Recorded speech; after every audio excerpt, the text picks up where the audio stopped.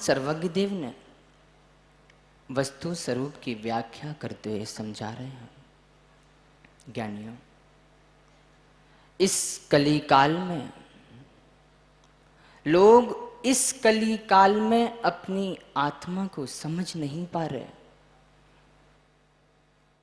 इस खोटे काल में अपनी आत्मा को लोग समझ नहीं पा रहे, अपनी आत्मा को स्वच्छ नहीं कर पा रहे। आज क्या है? उत्तम शौच धर्म। भगवान सर्वज्ञ देव उत्तम सोच धर्म की व्याख्या करते हुए समझा रहे हैं कि ज्ञानियों, लोग अपने घर की सफाई करते हैं, अपने शरीर को नहलाते हैं, खिलाते हैं, पिलाते हैं, पहनाते हैं, लेकिन अपनी आत्मा के लिए कुछ नहीं करते।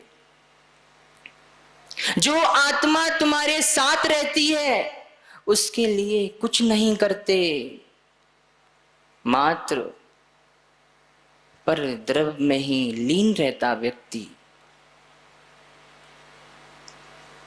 ना जाने कितनी पर्यायों को धारण किया, कितनी बार अपने शरीर को सजाया,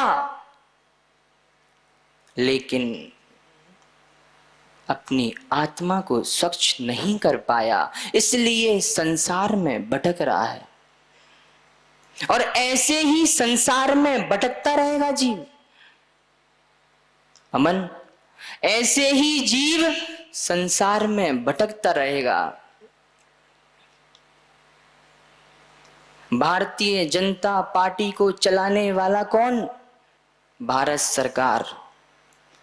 देश की कोई भी सरकार हो, जिनको चलाने वाला अगर कोई है तो वह भारत सरकार है। और जिन शासन को आज वर्तमान में कोई चलाने वाला है तो वह विशुद्ध सरकार है। जिनके जीवन में शुद्धि नहीं, वो विशुद्धता को प्राप्त नहीं कर सकते। जिनके जीवन में शुद्धि है वही विशुद्धता को प्राप्त करेंगे और वही भगवान महावीर स्वामी बनेंगे।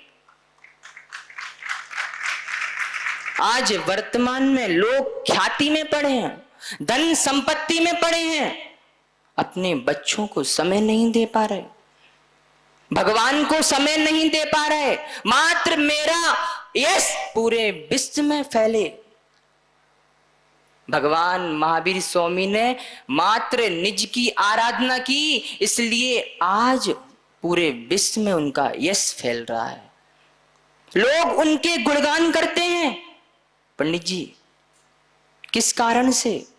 क्योंकि वो अपनी आत्मा की स्वच्छता से, निर्मलता से अपने परिणामों को विशुद्ध किया, फिर भगवान केवली बन गए। गौमठ साय जीव कांड में आचार्य भगवान क्या लिखते कि जो व्यक्ति शुद्धि से विशुद्धता की ओर जाता है वो भी 12वें गुणस्थान में विशुद्धि को छोड़ करके जब केवली भगवान बनता है 13वें गुणस्थान में। 12वें गुणस्थान को विशुद्धि, जिस विशुद्धि को जिंदगी भर मुनि गणों ने जिंदगी भर कमाया, उस विशुद्धि को भी छोड़ना पड़ता है, तब जीव भगवान बन पाता है। आज वर्तमान में लोग अपने बच्चों को पढ़ाने पहुंचाते हैं, हॉस्टलों में डालते हैं, कॉलेज पढ़ने जाते हैं, उनके बच्चे पढ़ नहीं रहे। माता पिता की अज्ञानता है कि अपने बच्चे पर दृष्टिपात नहीं करते। 100% में से 20% लोग मात्र बच्चे पढ़ते हैं और 80% बच्चे मात्र अय्यासी करने जाते, गलत काम करने जाते। माता पिता अपने बच्चों को संस्कार नहीं देंगे तो आत्मा कैसे स्वच्छ होगी? कैसे तुम सब मुनि भगवंत बनोगे, आर्का माता बनोगे? कैसे जिन शासन की प्रभावना होगी? अहमदाबाद के ज्ञानियों, जितने भी श्रोता है ध्यान से सुनना।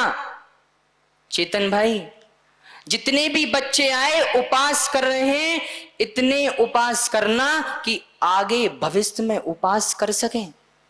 इतने उपास मत कर लेना कि अगले साल उपास नहीं कर पाओ। साधना उतनी ही करना जिससे हम अपनी आगे भी साधना कर सकें और भगवान बन सकें। ये मत सोचना कि 10 उपास कर रहे हैं पूरे विश्व में मेरा नाम चले, इतने सारी साधना कर रहे हैं मेरा नाम चले। अरे जो व्यक्ति निज की आराधना करता है उसका नियम से नाम चलता है। आपने कभी आचार्य श्री को देखा? कभी उनको जाना? कभी समझा?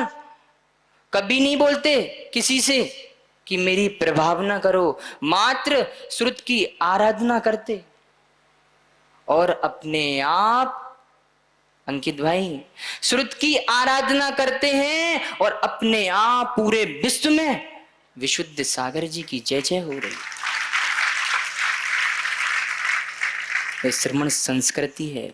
आज सोच धर्म यही कह रहा है, सोच धर्म यही कह रहा है, अपनी आत्मा को स्वच्छ करो। अनादि काल से पर्याय निकाल दी इस शरीर को, मलिन शरीर को धोने में। जिस शरीर से तुम लोगों की सेवा करते हो वही लोग तुमको जलाने जाते हैं।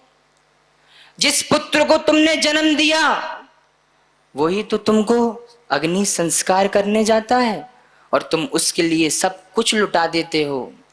अपनी आत्मा के लिए कुछ सोचते भी नहीं हो। कैसे अज्ञानी लोग हो तुम सब। विषय समझना हे ज्ञानी, विषय समझना। अंतिम तीर्थेश ऊर्ध्वायन स्वामी के शासन में हम से रहते हैं। तीर्थंकर जिनेन्द्र की पीयूष देशना जिनेन्द्रवाड़ी मनीषियों जगत कल्याणी। ये सर्वज्ञ शासन नमोस्तु शासन जयवंतो जयवंतो वितरा सुबल संस्कृति। भगवत अर्हत परमेश्वर तीर्थंकर दिनेश्वर देव ने विश्व वसुंधरा को सत्यार्थ मार्ग का सम्यक उपदेश दिया है। आत्म शांति आत्म सुख की आकांक्षा है तो मित्र आकांक्षाओं को विराम दे दो। जब तक आकांक्षा तुम्हारी विराट है तुम्हारी शांति समाप्त है। विश्वास मानिए, आप आकांक्षाओं को देखते हो, वो आकांक्षणी को देखते हो। एक तीसरी वस्तु है, उसे देखने लग जाए सारा विश्व हाय हाय से शून्य हो जाए। आकांक्षाओं को देखते हो, आकांक्षणी को देखते हो, और सारी आकांक्षाएं आकांक्षणी पर टिकी हुई है। तीसरी वस्तु भी देखना चाहिए, उसे नहीं देख पा रहे हो इसलिए कोई आंखों में आंसू टपका रहा है, कोई ईर्ष्या की ज्वाला में झुलस रहा है, तो कोई हत्या की ओर जा रहा है। ये तीन बातें समझना। आकांक्षा से भरा है, आकांक्षणी को देख रहा है, कोई आंखों में आंसू टपका रहा है, कोई ईर्ष्या की ज्वाला में झुलस रहा है, कोई हत्या करने के लिए खड़ा हुआ है।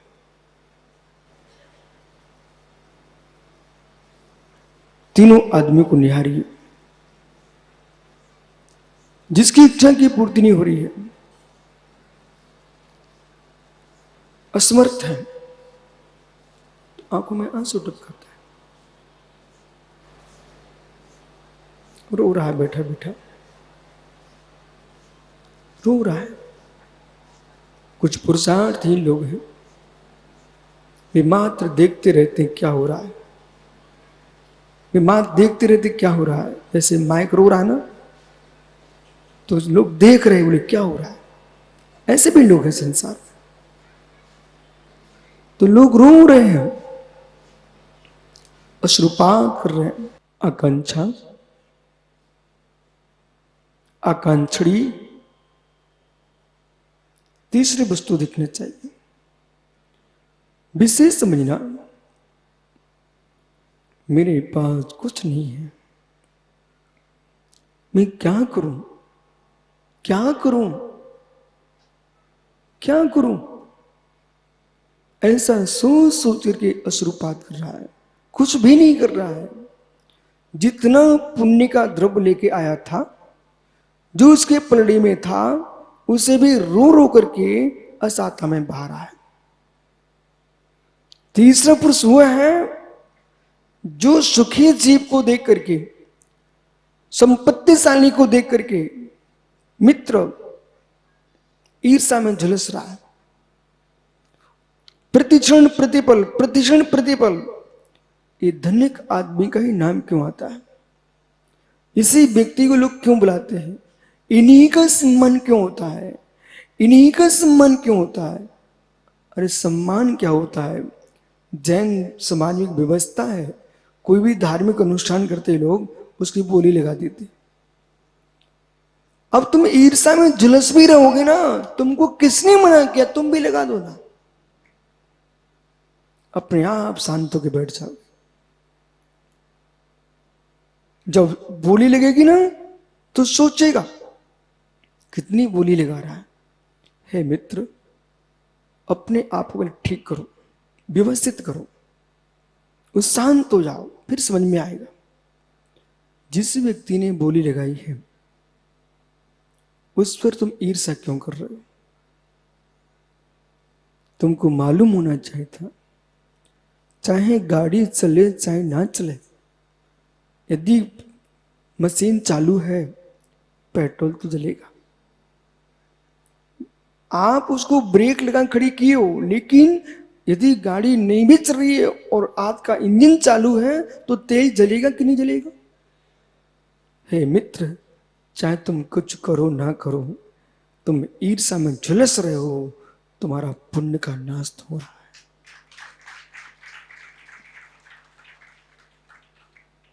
कुछ ऐसे समझदार लोग होते हैं, इतने विवेकी लोग होते हैं, वे गाड़ी भी चलाते हैं और पेट्रोल भी बचाते हैं।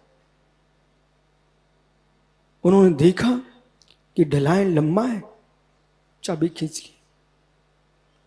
अमन भाई, तुम्हारे लक्षण तो ही दिखते कि जैसी ढलान दिखा मार्ग पर उसने चाबी खींच लिए। और मित्र, यदि 1 किलोमीटर का भी ढलान रहा तो पेट्रोल बचेगा कि नहीं बचेगा? ऐसे तत्वज्ञानी जीव जो समझ रहा कि मेरा पुण्य कमजोर है और संपत्ति मेरे से श्री प्रसन्न नहीं है। कुछ ऐसे भी लोग हैं जिन पर श्री भी प्रसन्न नहीं है और श्रीमती भी प्रसन्न नहीं है। अब तुम बैठो रोकर,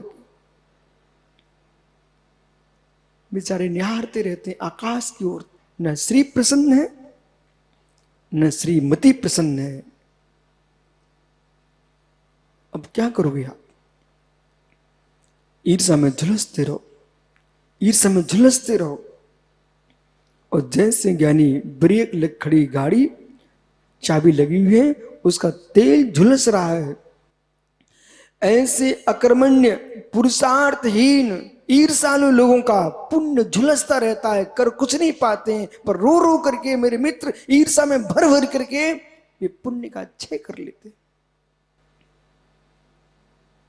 कुछ नहीं कर सकते हो।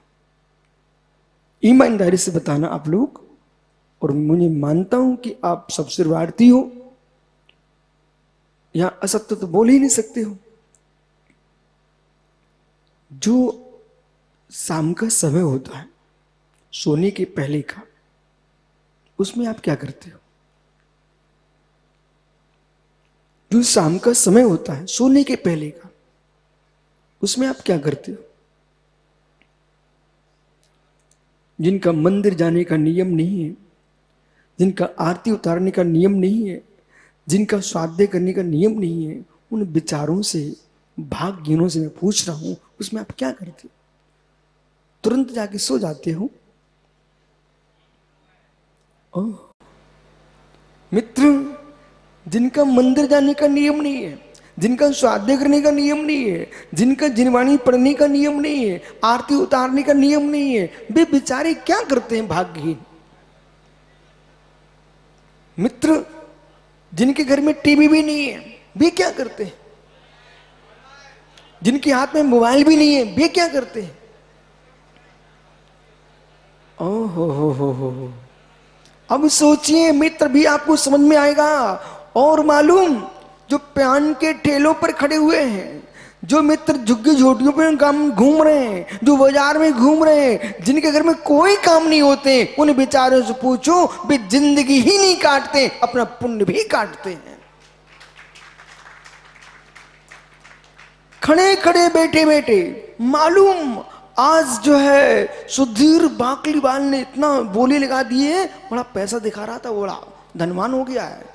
ओह, फिर बोले बोले वो मनोज पाड़िया भिलाई से आया, बहुत रुतबा दिखा रहा था, इतना बोली लगा करके अपन को नीचा दिखा रहा था। मित्र, वो तो बेचारे अपने पाप पुण्य से कमाए द्रव्य को पुण्य में लगा रहे थे, और तुम बैठे बैठे मात्र अपने पाप का बंद कर रहे थे। कभी कोई महावीर पाटनी जी, लोगों को मालूम ही नहीं है, महावीर भैया को मालूम नहीं है मेरे बारे में कौन क्या सोच रहा है। वो बेचारा ये सोच रहा है, हे प्रभु, पूर्व में किया था पुण्य, सो आज संपत्ति मिली है, इस संपत्ति के राग में मैं कहीं नरक ना चला जाऊं, इसलिए मैं संपत्ति के साथ रह करके भी मैं आपके चरणों में सिर टेक रहा हूं। वो यूं सोच रहा था, वो अभागा ये सोच रहा था। कितना अहंकारी जीव है मित्र।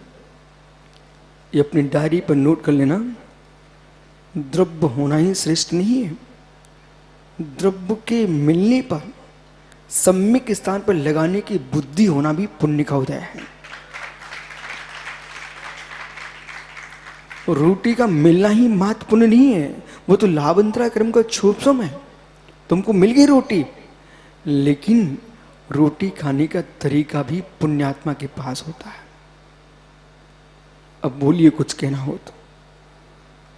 मित्र, रोटी खाने का तरीका भी पुण्यात्मा के पास हो। बाप रे, बोलो ऐसा, रोटी खाने का तरीका भी पुण्यात्मा के पास होता है। एक व्यक्ति रोटी खा रहा है, कुत्ता भी रोटी खाता है, सो चप चप चप जीभ हिला रहा, बाहर निकाल रहा है, कोई देखना पसंद नहीं करता है। बिल्ली भी रोटी खा भी लेती है, लेकिन मित्र उसे खाने का तरीका देखो। एक देहाती आदमी भी, उसको कितनी सुंदर थाल सरा के दे दो, बढ़िया से बढ़िया सोने का थाल दे देना, पर उनकी आदत में है, जब तक ऐसे हाथ पर रोटी न रख लें, उससे उठाएंगे थाल से, हाथ पर रखेंगे, उसे मिर्च रखेंगे, उसे सब कुछ रखेंगे, और वहां से तोड़ तोड़ के खाएंगे। हे मित्र, पुण्यहीन व्यक्ति ये सोचे, ओ ये दिगंबर मुर्जाज है, इन लोगों के साथ भोजन तक देने को भीड़ रहती है, मैं भी पुण्य बना जाता हूं, मुझे भी देखने लोग आएंगे। मित्र, विश्वास रख, विश्वास रख, विश्वास रख, वहां पर भी तो ये बेही देखने आएंगे जब तुम्हारा पुण्य देखने योग्य होगा। एक साधक आहार ले रहा है, भगवान महावीर जैसी मुद्रा दिखाई दे रही है, और एक जीव आहार ले रहा है, इशारों में इन्हें बुलाओ, उन्हें बुलाओ, इन्हें हटाओ, उन्हें हटाओ। मित्र, आंखें भंडा रही हैं, चेहरे मटक रहे हैं, आप विश्वास रखिए, तुम मुनि भी बन के आए हो, तुम्हारी प्रशंसा नहीं हो पाएगी। एक व्यक्ति भोजन कर रहा हूं, प्रशंसा पा रहा है, और एक व्यक्ति दान देने पर भी प्रशंसा नहीं पा रहा है। ले खा ले, भूख नहीं मर जाएगा, ले जा ले जा ले जा ले जा। ओ मित्र, सामने वाला कहेगा आप अपनी घी की चुपड़ी घर में रखो, जहां सूखी प्रेम की बासल की मिलेगी वहां की सूर्य की रोटी खा लो। हे मित्र, किसी को भोजन भी कराना हो तो घी कम चुपरना, बासल ज्यादा चुपरना। तुमने घी में तो तरह तर कर दिया सुधीर भैया, लेकिन ऊपर से जैसे घी में सिकी पुड़ी पास में रखे थे आप, मालूम, महानदी की बजरू, महानदी छत्तीसगढ़ की रेत बालू निकाल करके पहले उसमें ऐसे पोत करके और फिर कहते बोले खा भाई घी की पुड़ी, शुद्ध घी की। जैसे मिट्टी में छपा करके कोई घी की पुड़ी परोसे तो क्या डॉक्टर खा लोगे क्या स्वरूपचंद जी? हे मित्र, जैसे घी की तली पूड़ियां भी यदि मिट्टी में छपा करके दोगे तो कोई खाना पसंद नहीं करेगा। ऐसे कितने सुंदर तुम पकवान रख दो, लेकिन कठोरता और बासल शून्य, दूसरी इज्जत को उतार करके तुम परोसोगे ना, मेरे मित्र, भी मिट्टी में लिपटी पूड़ियां हैं।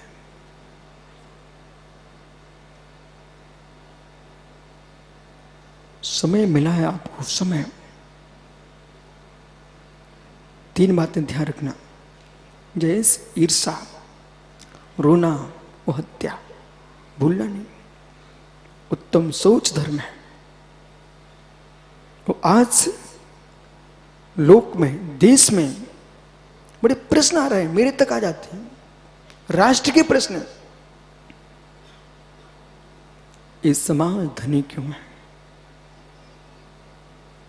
देश में संपत्ति की बुद्धि चाहिए है तो देश के नेताओं को समझाना चाहिए, नागरिकों को, कि जैन समाज से एक क्लास ले लो।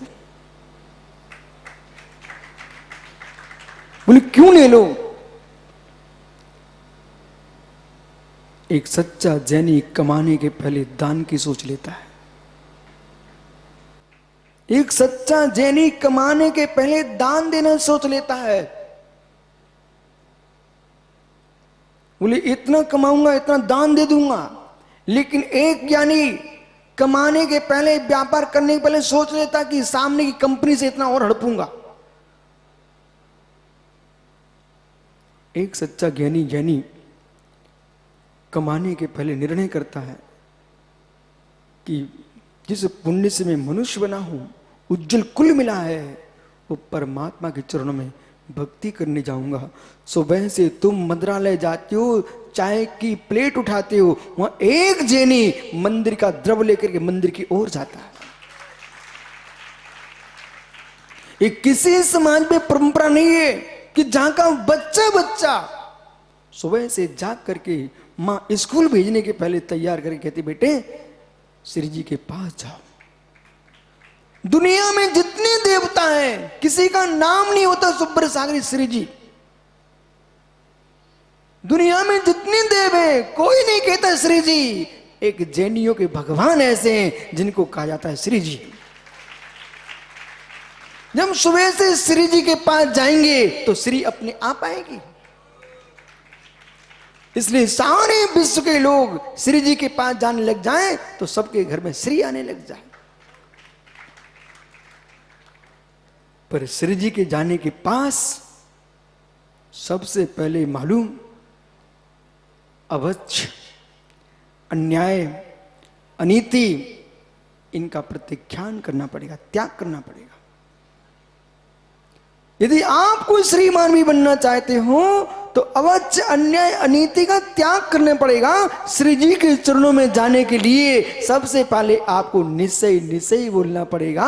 निश्चय निश्चय का तात्पर्य समझिए। जो देव आदि उनसे तो तुम स्थान मांग रहे हो ठीक है, सबसे बड़ा निश्चय निश्चय का अर्थ होता है मैं निसंग होकर के जिनालय में प्रवेश कर रहा हूं, मन में सारे पापों का प्रत्याख्यान करके निसंग होकर के जिनालय में जा रहा हूं। जब पापों का त्याग करके जाऊंगा, मालूम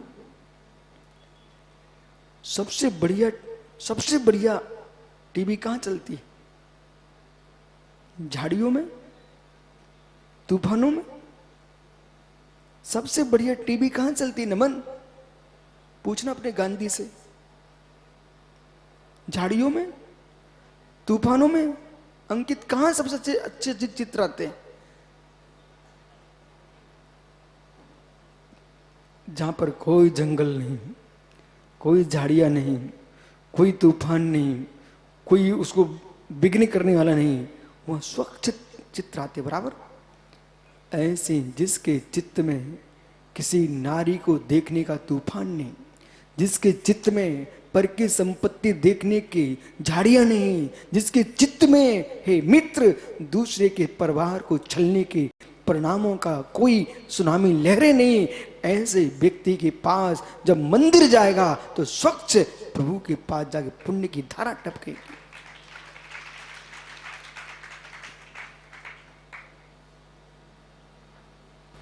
भैया भैया, उत्तम सोच का दिन है आज। भैया, उत्तम सोच का दिन है कि सोच का दिन है कि सोच का दिन है? जिनके सोच उत्तम नहीं है उनके उत्तम सोच धर्म कहां से आएगा?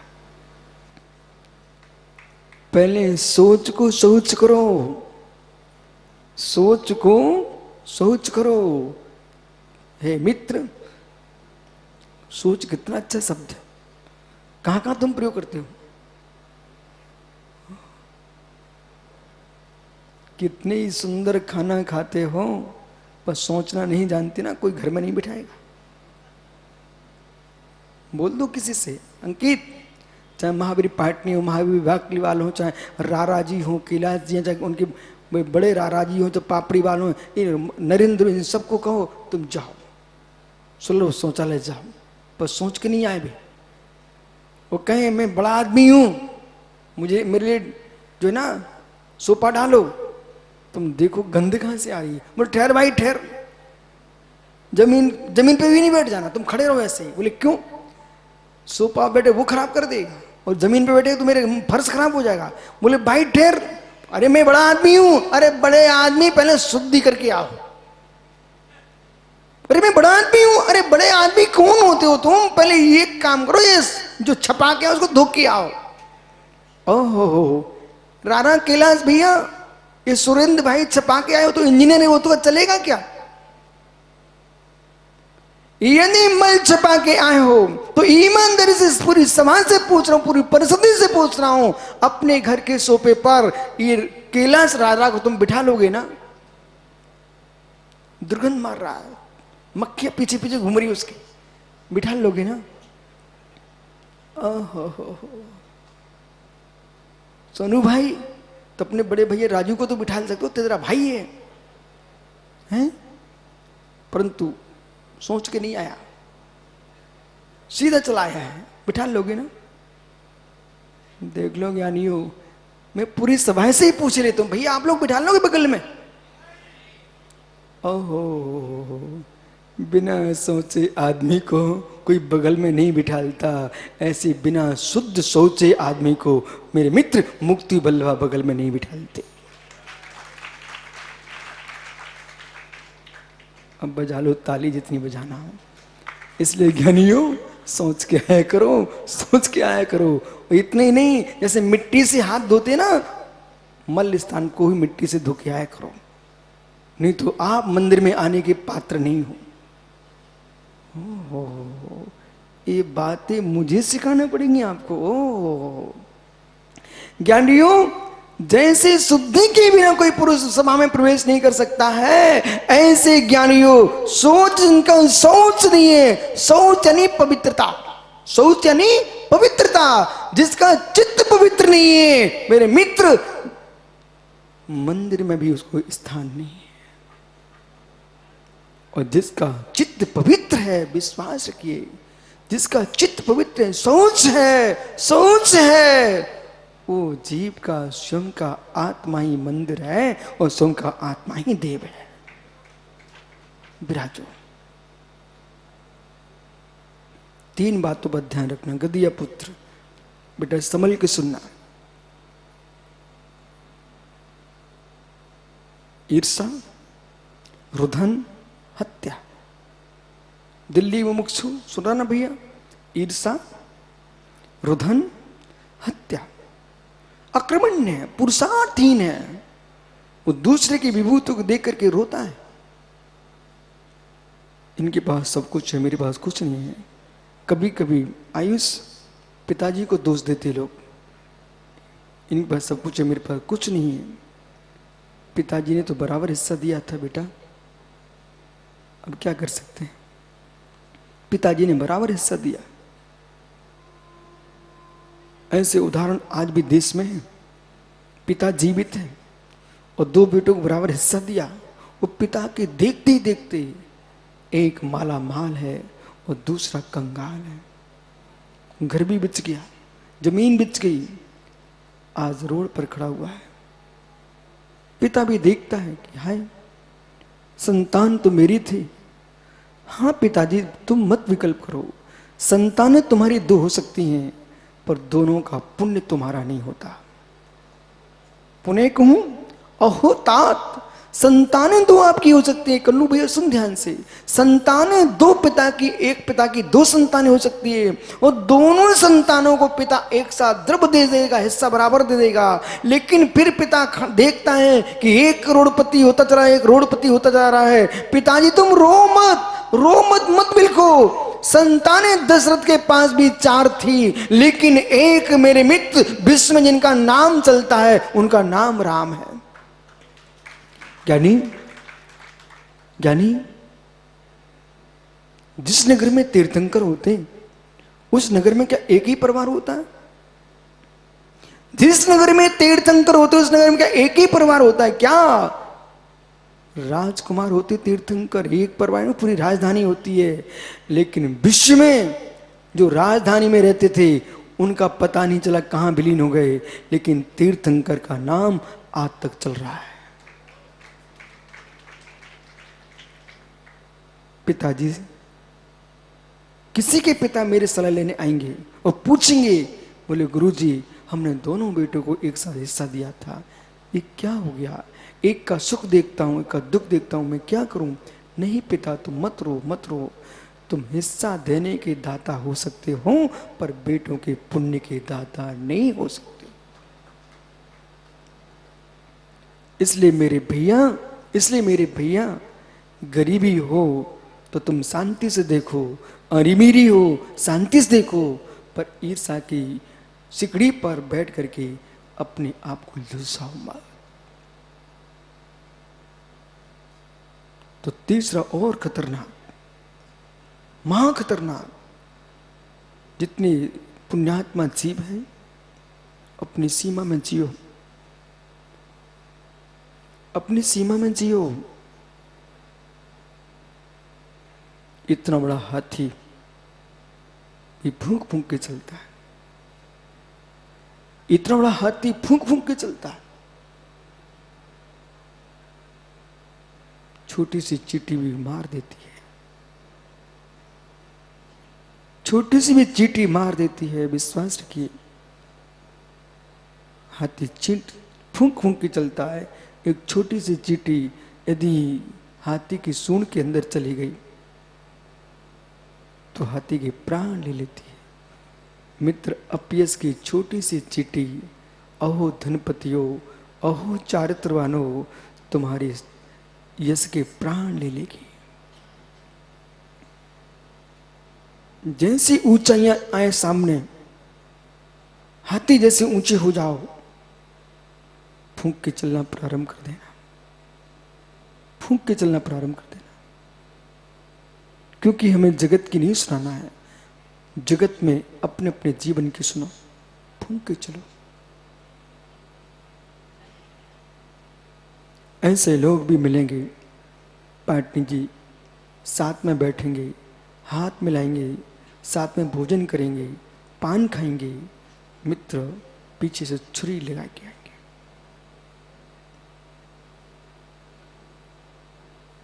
इन सबको देखते हुए, पर जो व्यक्ति कह रहा था कि जैनी धनवान क्यों है, उनसे कहो तुम ईर्ष्या तो कर रहे हो, रोत रहे हो, हत्या करने को तैयार हो तुम, पर ये नहीं सोच रहे हो मेरे शरीर को मत देखो, मेरे जीवन की शैली को देखो। और मित्र, श्री को मात मत देखो, मेरे पुण्य को भी देखो।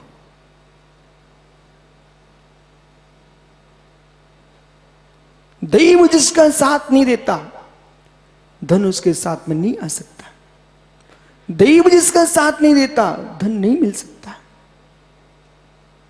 पर ज्ञानी जीवन में बैठ जाओ भैया, धन के लिए ही मत भटकते रहना, धन के लिए ही मत भटकते रहना। धन्य होना है, धन्य होना है तो विश्वास को धन छोड़ना ही पड़ेगा।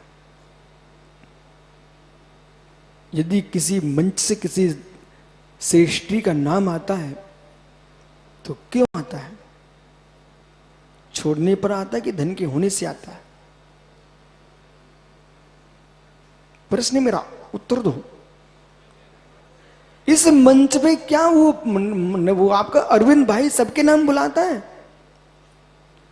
जो त्याग करता उसका नाम आता है, चिपका के रखे उनके नाम नहीं आते। जिन्हें धन होना है उन्हें छोड़ना पड़ेगा। तीर्थंकर भगवान महावीर स्वामी ने, मेरे मित्र, त्रयोदशी के दिन योग को ही छोड़ दिया तो उस त्रयोदशी का नाम धन्य त्रयोदशी हो गया। पर रवि सेट्टी कुछ ऐसे अज्ञानी लोग हैं, धन्य त्रयोदशी के दिन बाजार में जाके लो लंगड़ पता नहीं क्या क्या खरीद के घर में रख लेते हैं। बोले आज धन्य त्रयोदशी है, चलो बर्तन खरीद के लाए।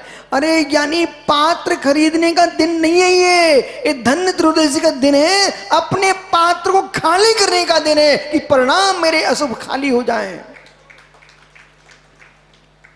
वो भरना है तो प्रशस्त प्रणामों से अपने आप को भर लो, आपकी त्रयोदशी धन्य हो जाए। उत्तम सोच, उत्तम सोच कि उत्तम सोच। समझो ध्यान से, उत्तम सोच, उत्तम सोच।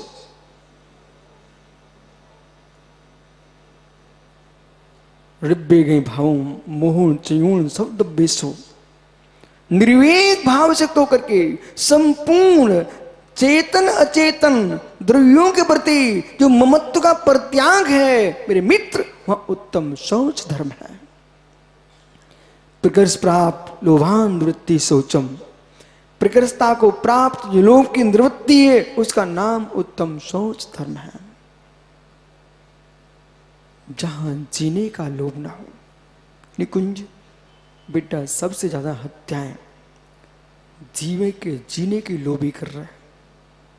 जरा सा किसी को बुखार आ गया, आदमी घबरा जाता है, तुरंत कहता है देसी दवाई काम नहीं करेगी। तो मित्र जिसमें जीभ पिसे रखे हुए हैं वही काम करेगी। ए जीने का लोभ। स्वयं जीना चाहता ज्ञानी। कितने देश में ऐसे लोग हुए हैं जिन्होंने बकरों की आंखें लगवाई। कितने ऐसे लोग हुए हैं जिन्होंने दूसरे प्राणियों के रक्त चढ़वाए हैं। कितने ऐसे लोग हैं स्वयं की हड्डी टूट गई, दूसरे के जानवरों की हड्डी अपने में लगवा ली है। बेटा तुम भूल चुके थे, अपनी आंखों के लिए एक बकरे को अंधे कराने में तुम्हें कोई पाप नहीं लग रहा क्या? माताओं, ये पर्यूषण पर्व, ये हरियाली अमावस्या, ये रोहिणी, ये 10 लक्षण, ये 16 कारण, सारे व्रत आप अपनी सामर्थ्य से करो, लेकिन साथ में ये भी व्रत करके रखो मैं इतना जीवन ढंग से जीऊंगा कि जिससे मैं बीमार न हो पाऊं, किसी दूसरे जीव के खून मेरे शरीर में ना चढ़ पाए।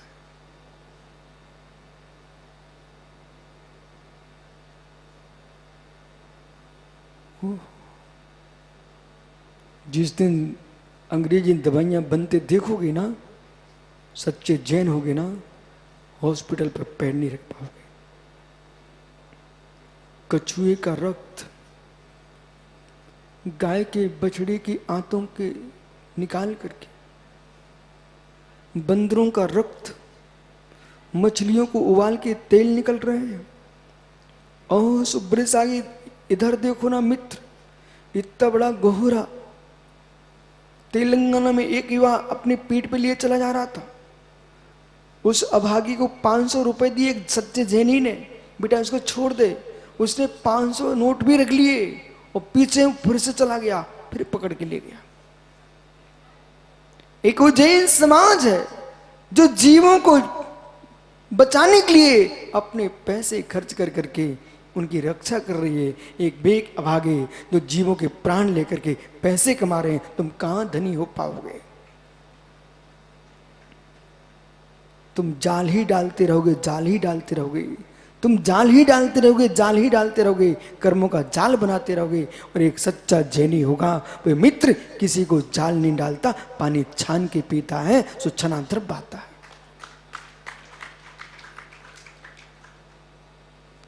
जीने की इच्छा, असंयमित जियोगे, असंयमित जियोगे, अनर्गल प्रवृत्ति करके जियोगे तो मेरे मित्र फिर तुमको औषधियां खाना पड़ेंगे।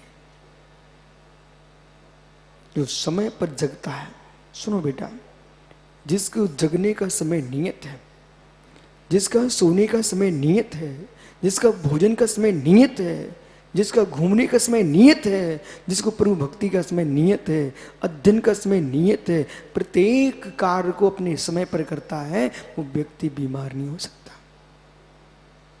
कोई वैद्य यहां दवाइयां खिलाते हो मात्र यमराज, दवाइयां खिलाते हो मात्र यमराज।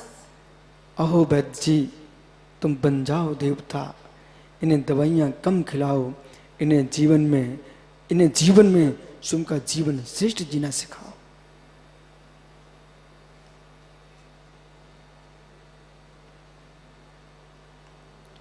खड़ी गाड़ी भी जाम हो जाती है, खड़ी गाड़ी भी जाम हो जाती है। अब तुम लगा रहे तेल पर तेल डाल रहे हो उसके अंदर। हे मित्र, चलाते रहते तो ये क्यों तेल डालना पड़ता? सुबह से आप ये शिक्षा दिया करो, सुबह से सुंदर थाल जाओ और श्री जिनालय में जाके पूजा करो और 24 में पहले एक एक प्रतिमा के सामने बैठ के नमस्कार करो। 24 जिनालय में जाना और एक एक श्री जी कर को गवासन से बैठ के फिर खड़े होके फिर नमस्कार करना। और मित्र नहीं तुमको लगवाएंगे ठंड बैठ के, तुम तो नमस्ते करो भगवान को। मेरे मित्र, वंदना भी हो जाएगी, बंधन भी ढीले हो जाएंगे, श्वास भी ठीक होगा और पुण्य भी ठीक रहेगा।